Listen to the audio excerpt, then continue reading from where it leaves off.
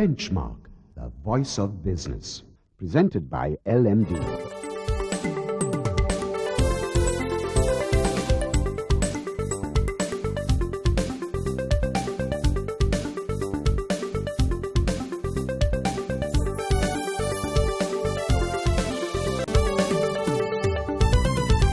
On this edition of Benchmark, Channa Manoharan, the advisory leader of PricewaterhouseCoopers, joins us on the program today as we assess the results of the 2019 presidential election. Then LMD columnist Hasta Premaratna discusses the market's reaction to the election outcome and his expectations in the months ahead. And in our final segment, Nimesha Jayakuri, the product head of Frontier Research, gives us an overview of the banking sector's performance. That's the lineup on Benchmark. Hello and welcome to yet another edition of Benchmark. I'm Savitri Rodrigo. We're delighted to have on Benchmark today Channa Manoharan, the Chief Operating Officer and Advisory Leader of PricewaterhouseCoopers, and we assess today the outcome of the presidential election. Ahead on the program, some of the points for discussion include the immediate priorities for the newly elected president, key concerns of the business community, and the president's priority in terms of foreign policy. Welcome, Channa. Good to have you on the program. Yes, we are moving into a new era, and as I welcome you to Benchmark, could you just tell me what are your thoughts on the outcome of the presidential poll?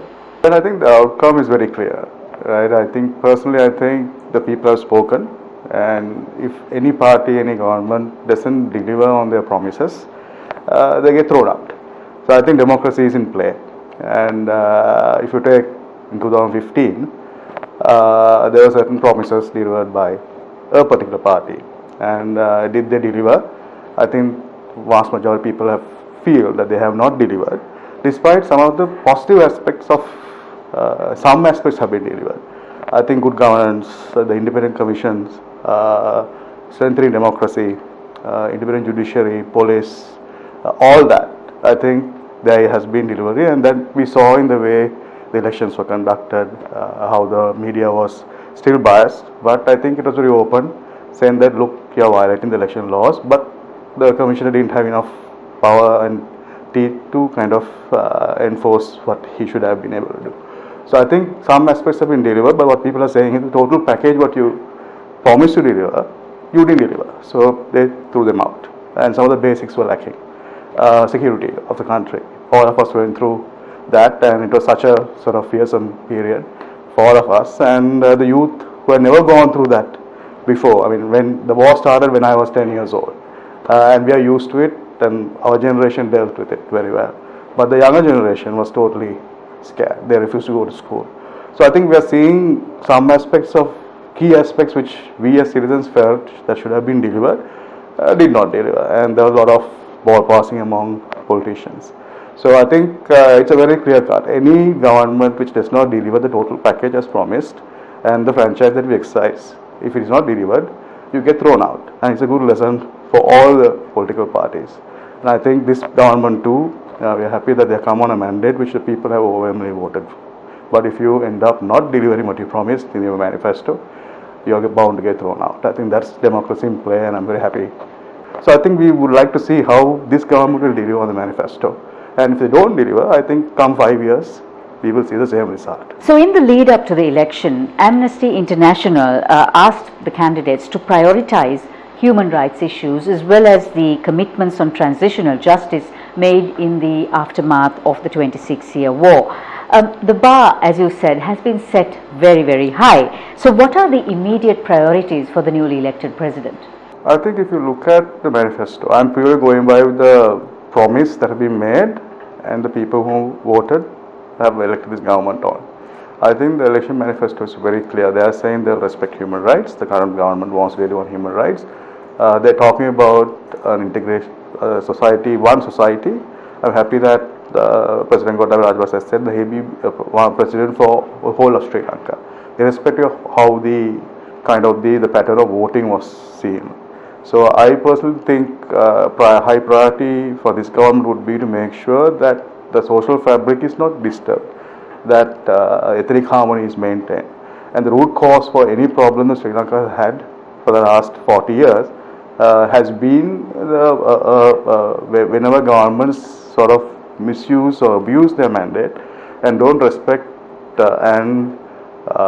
respect an inclusive society, therein starts our troubles, right? So I think if you look at the 30-year war, was a policy which the Bandanaka regime brought in of single only, and some minorities felt left out. When those were addressed, I think society comes together.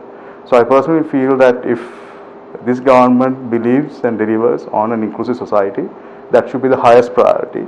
There are some issues, concerns around polarization of society towards saying that I have got the majority, or this government has got the majority mandate from the majority community of this country, and if that is the way things are going to proceed, then it's going to be very short-term stability.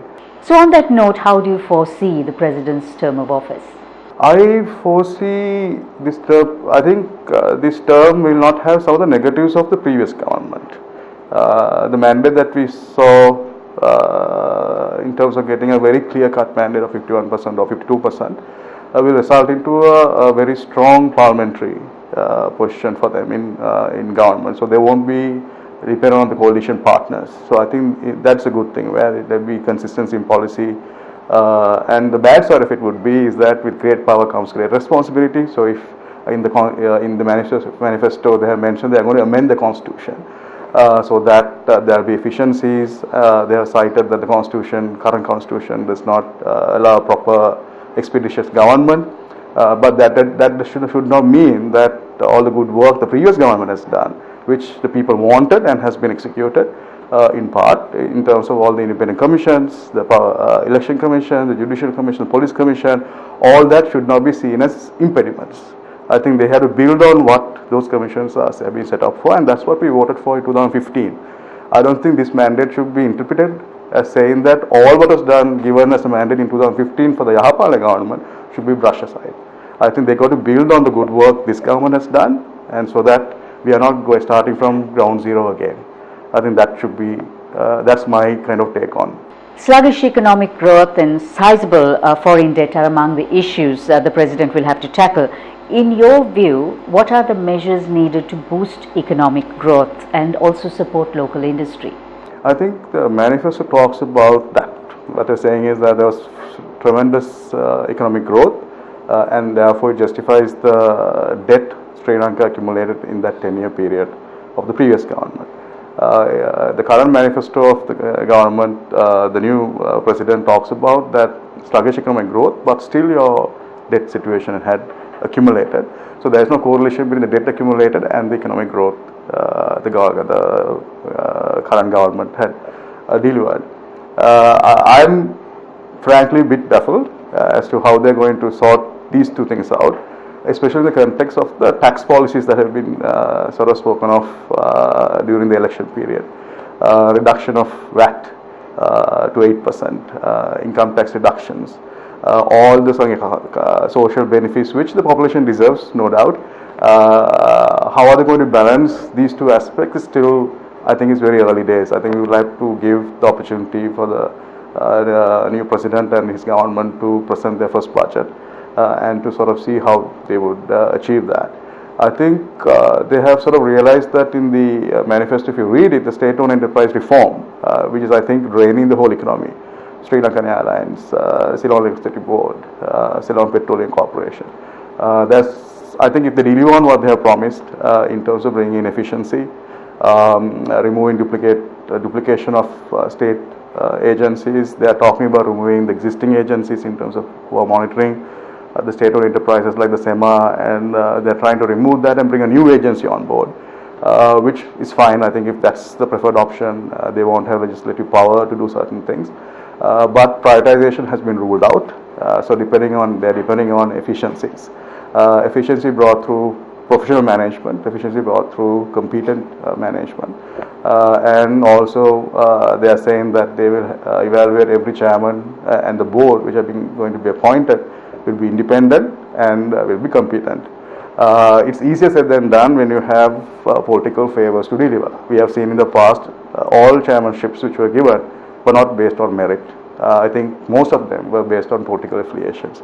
They are saying in the manifesto they will not do that. which is fantastic if they can deliver that. But efficiencies through the current public sector mindset is going to take time.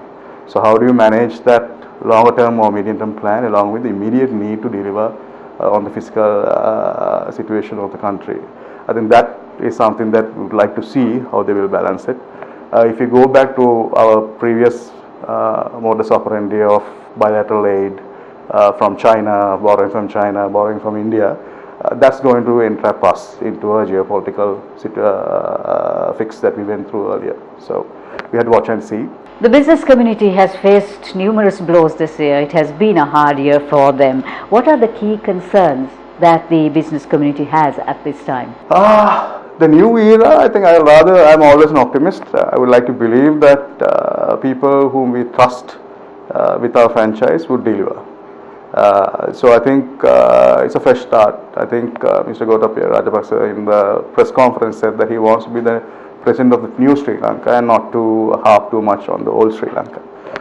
So I think we should give the benefit of that opportunity to deliver on the new promises without the baggage of what we have seen and what they are capable of. I think for us, if they deliver on 50% of what they have promised in terms of in the manifesto, I think we'll be happy.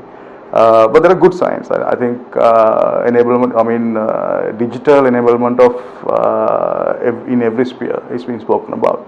I think it's a no-brainer. I think there's in digital efficiencies in public sector, in health, in education, digital delivery, telemedicine, e-health, e-procurement, you name it, which is we all know, it's in the manifesto.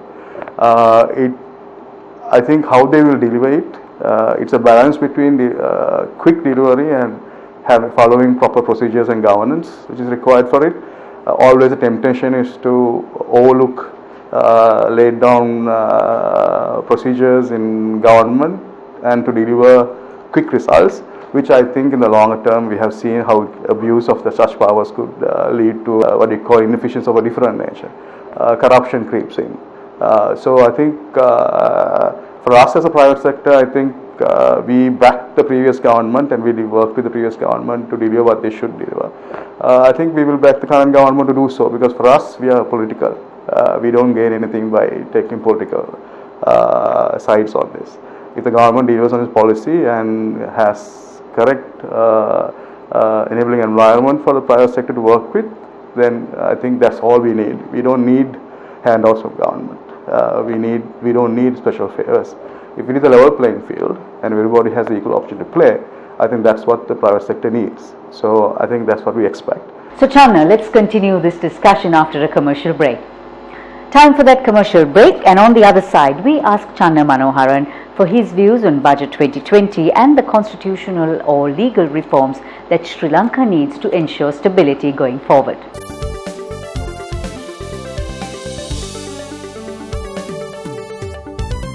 It's time for LMD to select its Sri Lankan of the Year for 2019. Who will it be? Log on to LMD's Facebook page, guess who it may be, and stand a chance to win exciting prizes. Log on to facebook.com/lmd.lk.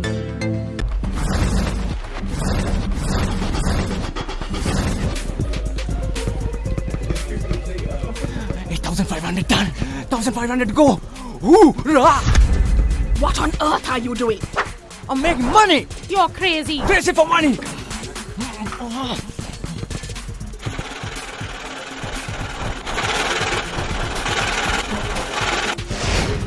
10,000 steps done.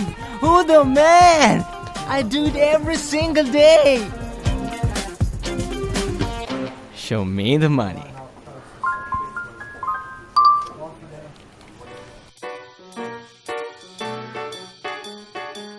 So you run 10,000 steps every day, huh? You must be fit. Some days I do 20,000.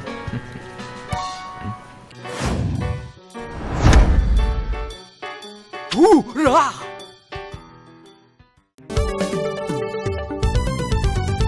You're with Benchmark and we're discussing the outcome of the presidential election with Channa Manoharan, the Chief Operating Officer and Advisory Leader of PricewaterhouseCoopers.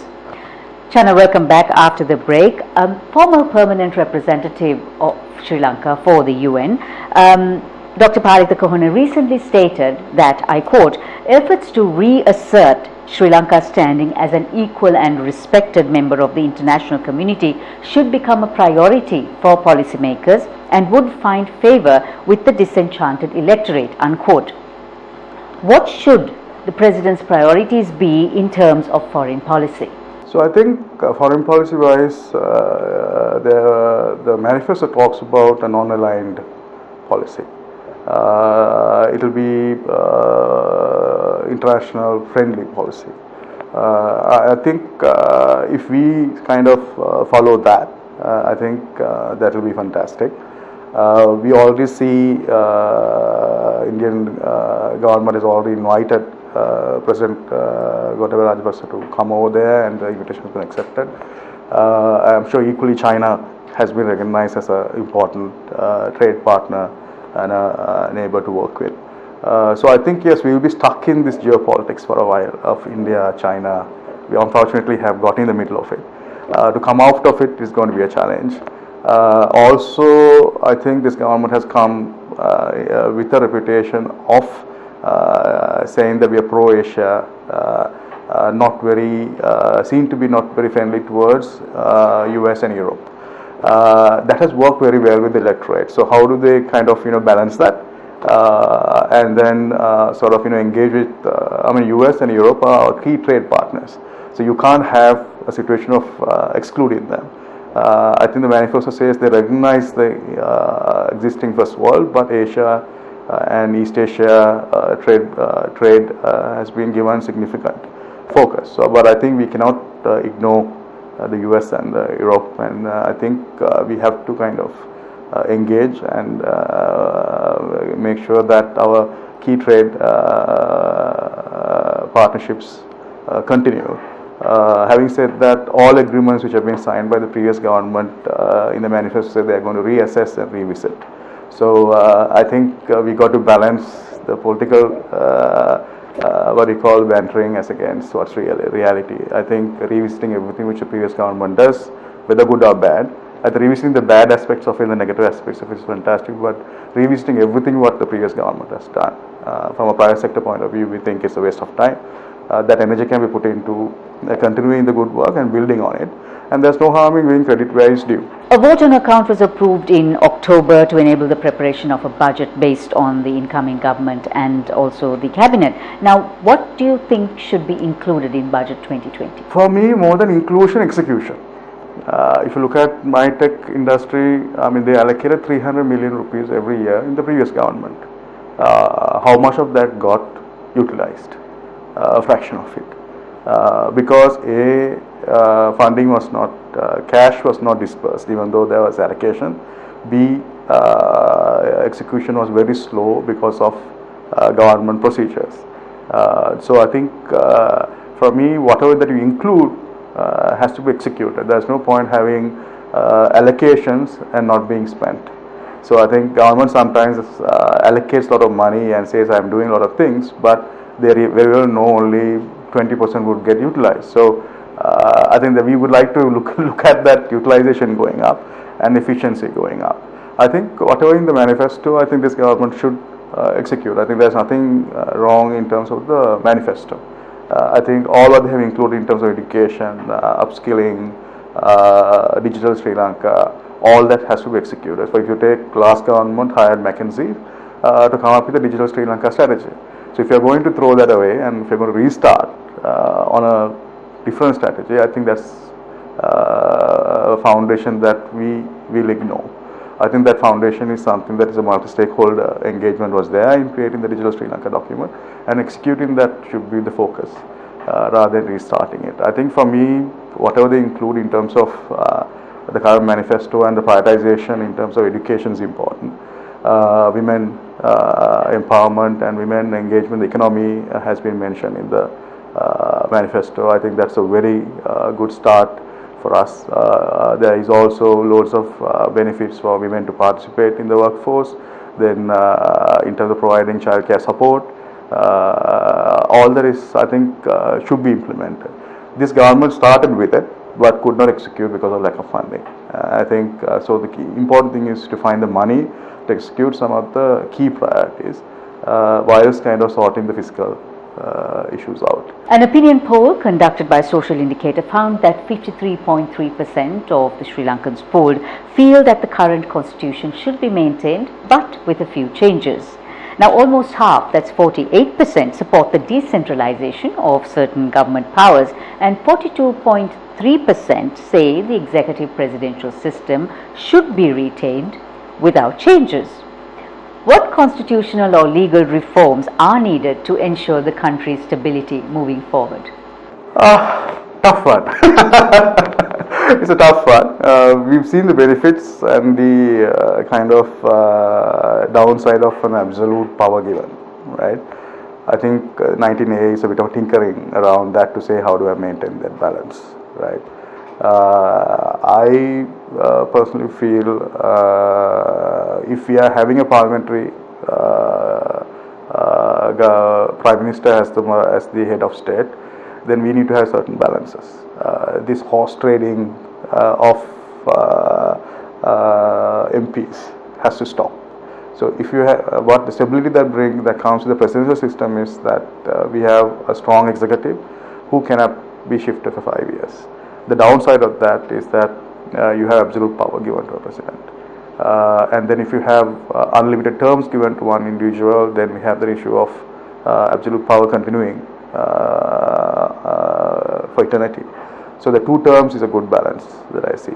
But I think we need to put the right checks and balances where the interest of the people and the country is served.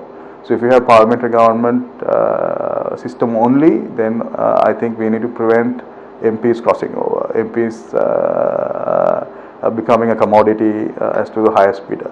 So I think I'm okay as long as there is kind of balance in everything that we do. I think the current constitution is a bit of a, if you're not from the same party, the president can intervene. We saw the downside of that in the Half-Malay government. So for me, if it is executive government, I have no issues what you call it, if it's a presidential system.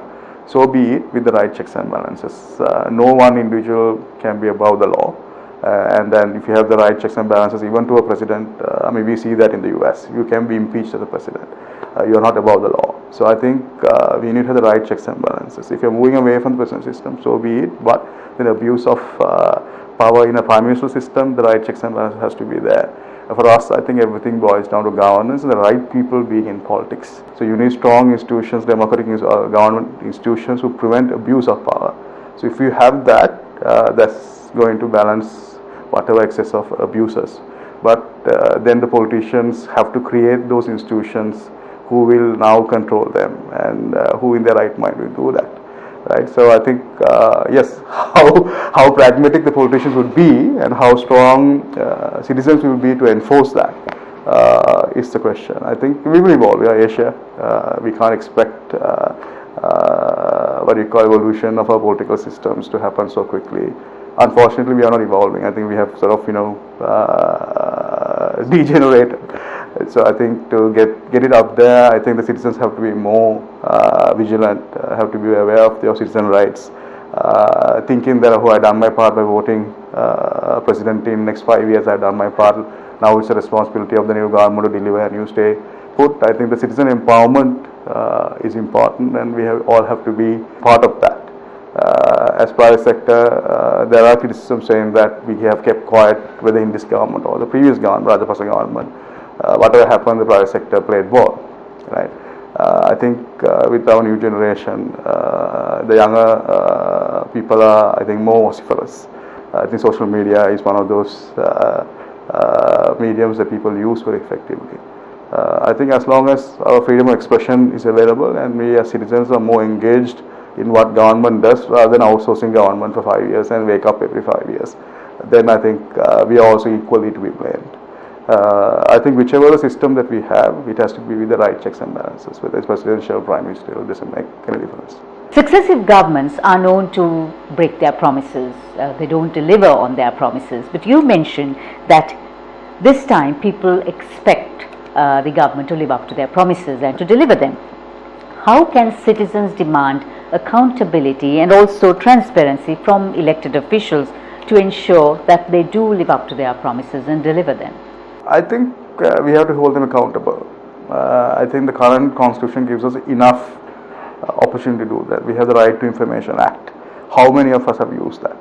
Right? Except we think, the press should do that role. I think we have to hold government accountable. I think this election is a good reflection of how we used our franchise to change something that we did not like.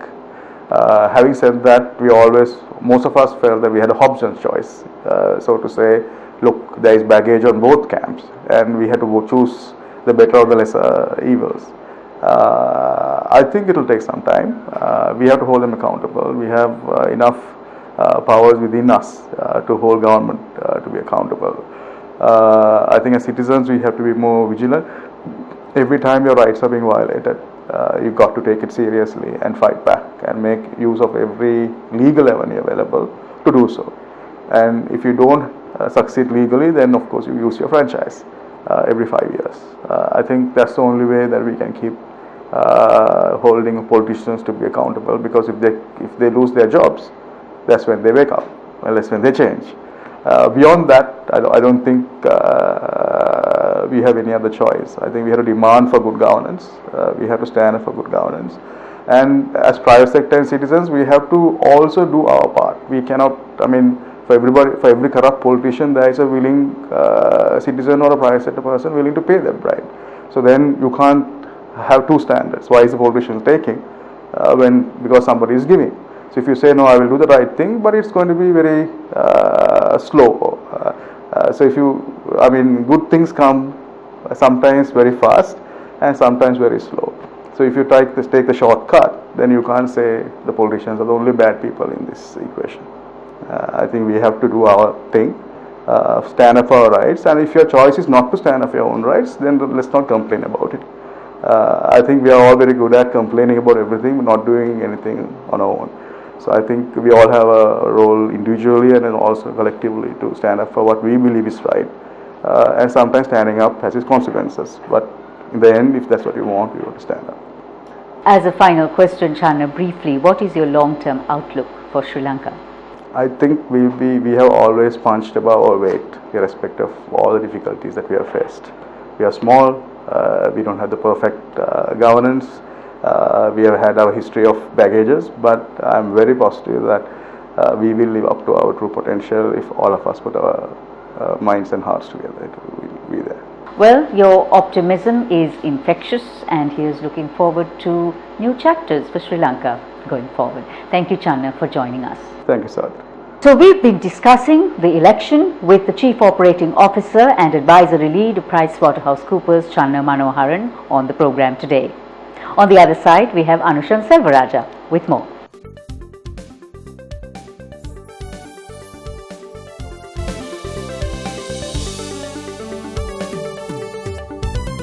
LMD is making waves, airwaves. The next big thing from Sri Lanka's pioneering business journal, LMD Podcast, now online. Listen to our articles on the go at www.lmd.lk. Select, play, listen. It's that simple.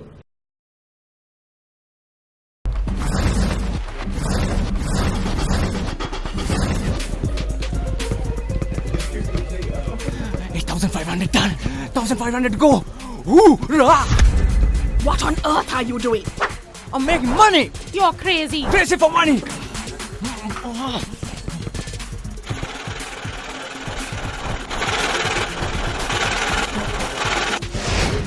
10,000 steps done.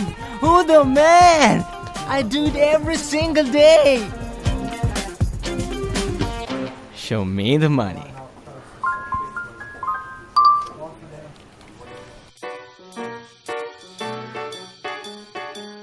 So you run 10,000 steps every day, huh? You must be fit. Some days I do 20,000.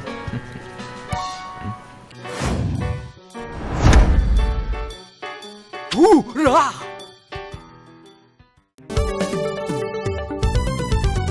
Hello and welcome back to Benchmark. I'm Anushan Silvaraja. Now for a closer look on the latest on the bourse. Joining me is market analyst and LMD columnist Hasida Premratnam. Welcome back to the show, Hasida. Now, just as usual, how is the bourse performing? We recently, right after the presidential election results were announced, the stock market kind of shot upwards. Could you just explain this? Yeah, I think the leading up to the elections, obviously with a change being anticipated, everybody was, the market participants were more positive that there will be a change and the change will be for good. And as a result, we saw the index gradually picking up from the 5,900 levels up to about 6,100 levels pre-election.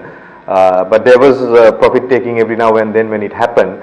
And then in the last couple of days after the election result was out, we saw again the market picking up soon after election and the sentiment turning positive. So one thing that has happened very clearly is that with the change in the leadership in the country, there is a positive sentiment that has come in the investor community, which is currently driving the market behavior. So this is interesting and this is very important because we had some tough times in the market, and this year overall we're seeing a significant improvement in the index compared to where it was in January. But having said that, I think the continuity of the performance of the market will depend on how the policy changes and the fundamentals are coming out. What is it that the investor community is hoping to see moving forward?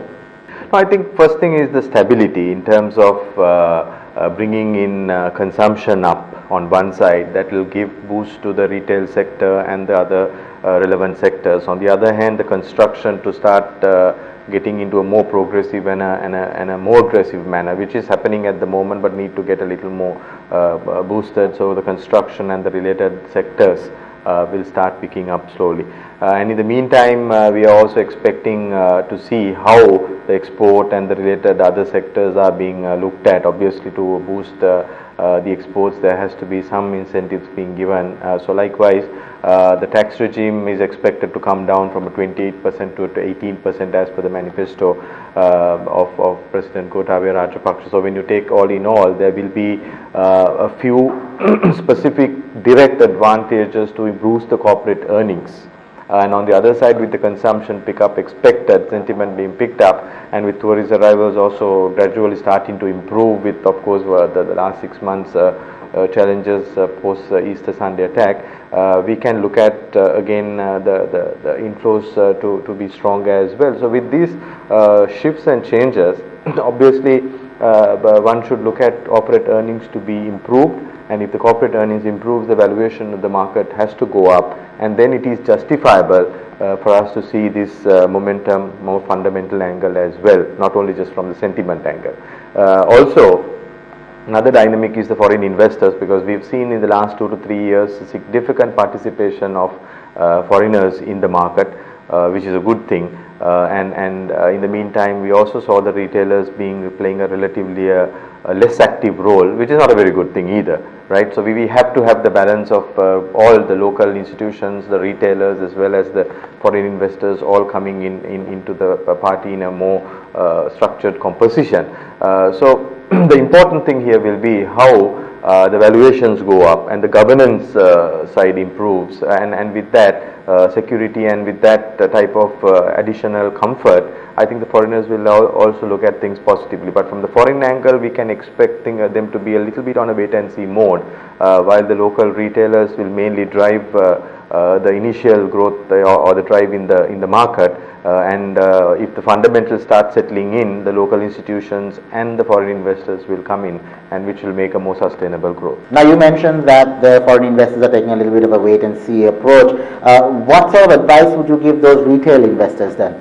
I think first of all that sentiment driven drive is not something that will last long unless the fundamentals support. So it's very important that the retailers don't jump into the party too early and burn their fingers trying to chase behind small sort of not so fundamentally sound counters. So whatever you do, I think it's very important that you look at the valuations and look at the forward view of the company, right, which is more company specific focus, and then in the meantime take a bet on the broader macroeconomy and the external factors and see how these two will blend. So there will be some level of risk that you will have to take, no doubt about it. But I think what is important is not to just go into pony trading, but to get into more of a structured, fundamental driven accumulation of stocks, so that you pick up the right stocks and you create more kind of wealth over a period of time. So that should be the first focus, while of course trading opportunities will come and go. But trading opportunities, you have to be very careful, because if you don't sell at the right time or exit at the right time in trading opportunities, generally what happens is that you burn your finger. Somebody burns your finger. It's very important that the retailers learn the lessons from the past. We've seen these kind of things happening in the past, especially in 2010 and 2011, where investors rallied around the index, and the SPI reached almost 7,500 plus levels, and then it crashed even down to about 4,000 plus levels within a short period of time, and then everybody started to blame someone else, either the regulator or the companies or the government or whoever, right, for that drop in the market. But I think this time everybody should be watchful that you don't blame someone else, but only blame you if there is a drop because you bought the wrong stock. Thank you very much for joining us, Hasita. Thank you. That was market analyst and LMD columnist Hasita Premratna. We'll be right back after a short commercial break. Stay tuned.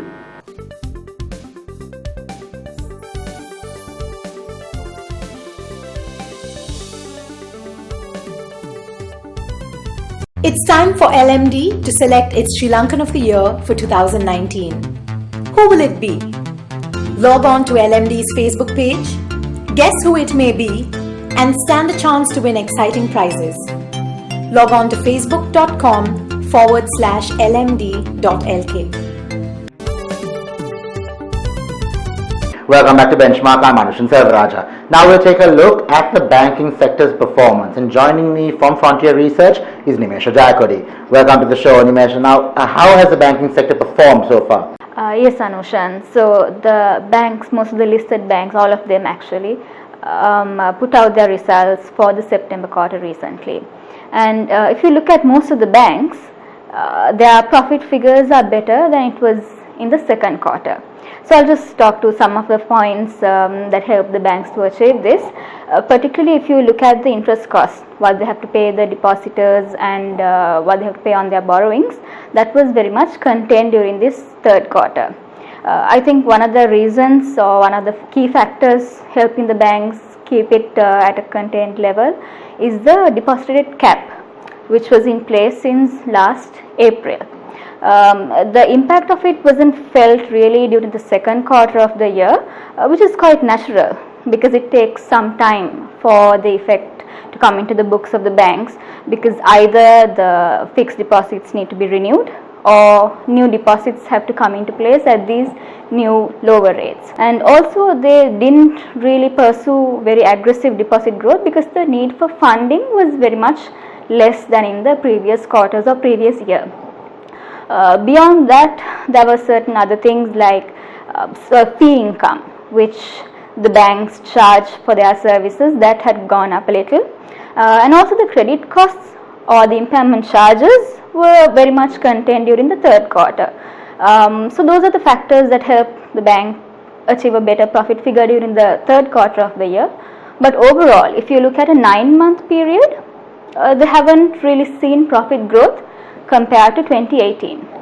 Another thing, Anushan, is the non-performing loans or the bad loans in general terms that has kept on increasing even during the third quarter. What are the regulatory changes that are coming to effect and what could we see moving forward? So the most recent one was the lending rate cap that the central bank imposed on the banks. That was in September. What they wanted the banks to do was to bring down their nominal interest rates by around 200 basis points or 2% by mid-October. So within about 15-20 days they wanted to bring it down by that much. And so there were more criteria, of course, to be achieved by end of the year. So that is still ongoing. And then certain rates on the credit cards and the penalty rates, all of them were to be brought down to a certain level. And with that, the deposit cap was also abolished. So now we are in an environment where it has the lending rate caps. So this regulation, of course, the central bank is trying to bring down the rates to induce credit growth. So looking at that and what's been happening in the country on the macroeconomic front, what we can see is that we'll be moving on to a few months or so of lower interest rates than what it was during, say, last year or so. So essentially, yes, this is a conducive environment for credit growth to take off. But it's not necessarily going to happen in a very prominent way right now. So why I say this is the banks also have to be willing and able to increase the credit growth or the lendings. Particularly the reason for, say, some sort of holding back on this lending growth would be the NPL troubles that they are facing. So banks themselves would not be willing to go on a lending spree, very aggressive lending spree right now if the loan losses are going to increase. Now, do you think this would change, Nimesha, because now we've had a change in the leadership of the country, so to speak, and there's also talk about some change coming into the regulatory bodies. So what is your opinion? Well, if you look at the need for the economy right now, what everyone is talking about, global analysts, local analysts, so it is the need for an economic uplift. So in that sense, this somewhat lower interest rate environment is of course going to prop up economic activity. The political change or the new government, if they are also moving in this path of economic growth, which I believe is the case, they wouldn't want to change things drastically, I suppose, in a way that it would not happen. So I believe this low interest rate environment, or having the need to pick up, having the need to accelerate credit growth, all of that would probably continue to happen, so that the people feel more relief. Their living standards also improve with them being able to consume a bit more or invest a bit more in the country. Thank you very much for joining us, Nimesha. Thank you, Anush. That was Product Head of Frontier Research, Nimesha Jayakuri. Thank you for watching Benchmark, and we hope to see you again next time.